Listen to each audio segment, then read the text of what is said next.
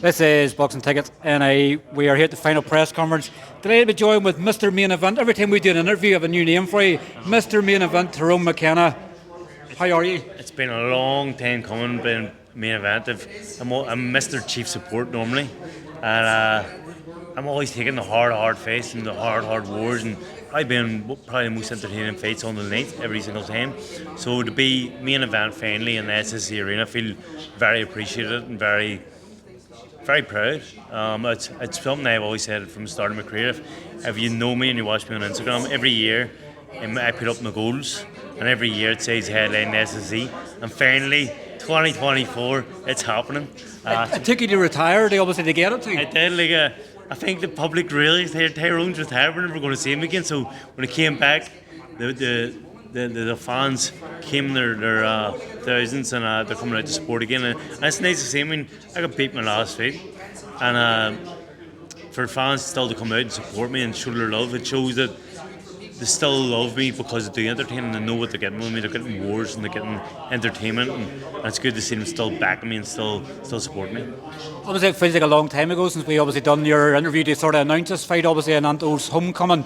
I think Jamie's been obviously watching a lot of my interviews because obviously he gave John Boyd a fight obviously after his thing last week. He's obviously watched the interviews I've done with you because you've obviously said in interviews to me I've never main evented and everything else. So he's got gumption from somewhere. You are the new matchmaker, it seems. But I'm not getting any money either, too. You're loaded. But listen, I think it was demand for me to headline eventually. I mean, as I said, I have been chief support a lot, and I'm always giving the fans what they want. And I feel like finally that I did deserve to be headline, and I've worked my balls off to headline. I've worked my balls off in the hardest fights possible given to me. I've had some unbelievable wins. I've had some unbelievable nights. Even if I had chief support, they're still unbelievable. And it feels more special that I'm headlining now. I don't know if there's more pressure on me to entertain now. But I'll be going out to entertain as much as possible now that I am Mr. Main Event. Mohammed Mohamed's gave you obviously a lot of stick obviously over the last 4 years since the fight. He obviously hasn't shown up to the press conference here today, so he's probably one of these keyboard warriors that says it all online. He's obviously avoided you. I guess in some ways it wasn't really going to make for a good, having done in a turbo because he didn't speak English. No. It would have. Don't you worry, I'd have made that an entertainer being a fight. But listen, his stuff going on. He couldn't make the press conference or the public workout yesterday, so we had to rejig stuff.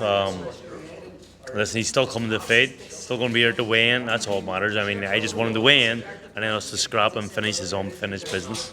You obviously said in the press conference there as well, obviously your idol obviously in Roy Jones Jr. in his corner. Obviously he's been through a lot recently himself with obviously the loss of his own child, but like for you to box, as you said, in front of your icon growing up, like, are you having to pinch yourself still the fact that like you're on like an exhibition for obviously Roy Jones Jr. to go and I boxed in front of a legend? I'm not joking. Like, if anyone knows me from when I was a kid, I just want to be Roy Jones Jr. Like, I used to put my hand behind him back in sparring or fights. I used to have my hands down by my waist and then put my hands up, and I watched every single fight of his about 100 times. So the fight, when I heard he was coming, I was buzzing. It gave me a massive boost of excitement, and I was just like, fuck, I'm getting a fight in front of my idol, so I'm not going to put on a bad performance in front of him.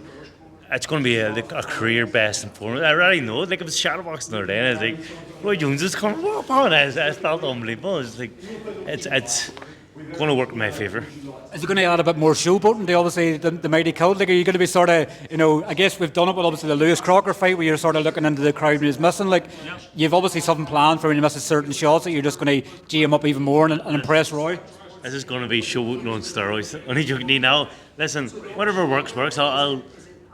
I like to go out and have a game plan. Everyone says I have a game plan for him, but you don't know what Moon's doing. So I'm going to go out, suss him out in the first round, make my game plan, go back to the corner, they'll have what needs to be done, and I'll just box the instructions. I mean, if I get a wee showboat in here and there, I'll do it, but listen, the wins are more important. When you obviously look at the rest of the card, I know you're not sort of really focusing on it too much, but like you've come through obviously fighting obviously in mixed cards, and you were obviously close to obviously fighting in Frampton's card. Remember obviously that fight fell through. For you now having a lot of debuts, a lot of ones starting off now looking up to you, there's always a great sense of pride out of that for you as well. Have I never fought in the Frampton card? No. Remember the Frampton Heron card? Remember the Frampton Heron card obviously pulled out? I never fought in one, no. I think you have, aye. But for you to sort of go full circle from sort of looking up to people where everybody's now looking up to you. The crop of talent that was on that top table there today is insane. I mean, Kevin Agyarko, fearghus, Quinn, who else? Moran and Triple O, and then all the debuts that apparently they're unbelievable. I haven't seen most of them. I'm looking forward to seeing them the day after when I would rewatch the fight. But I'm very proud to be headlining such a strong card. And I'm excited. It's kind of a pinch me moment that I'm headlining this card and finally doing what I've always wanted to do in my career. You've obviously said and obviously promos and things like that you've done, you're going to stop him. And is it the frustration of the last 4 years? You're not known obviously as someone that stops someone, and if you had a stop it you probably still wouldn't go for it because you want to entertain, but you really want to hurt this guy. No, yes, listen, people said I hope you're not going to be the first round. I don't hope I'm not going to be the first round. I want at least 6 rounds of a war. I've trained my body off for this fight, so I want to entertain the crowd, and then 6th round comes, I'll knock him out. But listen, I want to really put on a devastating performance here. I want to show that the retirement does nothing to me. I'm back better than ever. I'm back loving boxing. I'm back for a bright future. I feel like a new man. I feel like I'm debuting myself here on Saturday. So yeah, I'm obviously not going to throw my game plan out the window and just go out recklessly and try and knock him out. But I believe a knockout's going to come. And finally, the fans still supporting you. Obviously, you said you retired and everything else coming back, and they're still obviously buying their tickets in droves. Like, I know you have after parties and everything planned. Like, do you still sometimes have to pinch yourself with the support that you have? My support's the best support in the world. Like, I mean, they come back and buy tickets no matter what. Like as I said, I got beaten last night, and they're still buying tickets to come watch me because they know they're going to get entertained. They know what they're getting with me. They know. And I love it. I love that they'll back me 100% no matter what. Win, loss, or draw, they're backing me.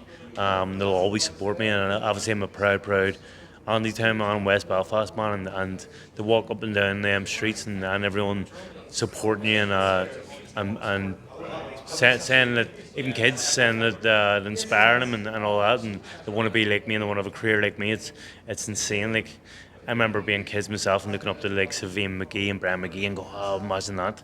But now I'm here doing that. I'm here fighting, headlining SSC, and kids are wanting to be me. It's mental. Well, obviously we've seen Anto getting a mural put up on the wall. There's space beside him. So is that your goal now, as you want to be next to Anto on the wall? 100%. I've always said, like me and Catchy said when I was turned pro in Philly, we're like, fuck, imagine. Because I think the highest honour you can have in Belfast is to get your face on a mural. And we always said, imagine we had our faces on the mural, and he's went and done it. He's world champion, so yeah, I want to get one right next to him, and it's going to happen in the next 8 months. I swear to God, I'm going to be world champion. Listen, thanks very much for your time. Obviously, weigh-in tomorrow and fight night Saturday night, but thanks as always for your time. We'll look forward to seeing you headline finally. Boom! Don't miss it. Get your tickets. Very few left, and then get your tickets to Whiskey and White the week after, 9th of August. On universe.com. Labroom's going to be here. Anto Catch is going to be here. Paddy McDonald's doing a stand-up. That's not the one. Thanks for your time, Tyrone. Okay.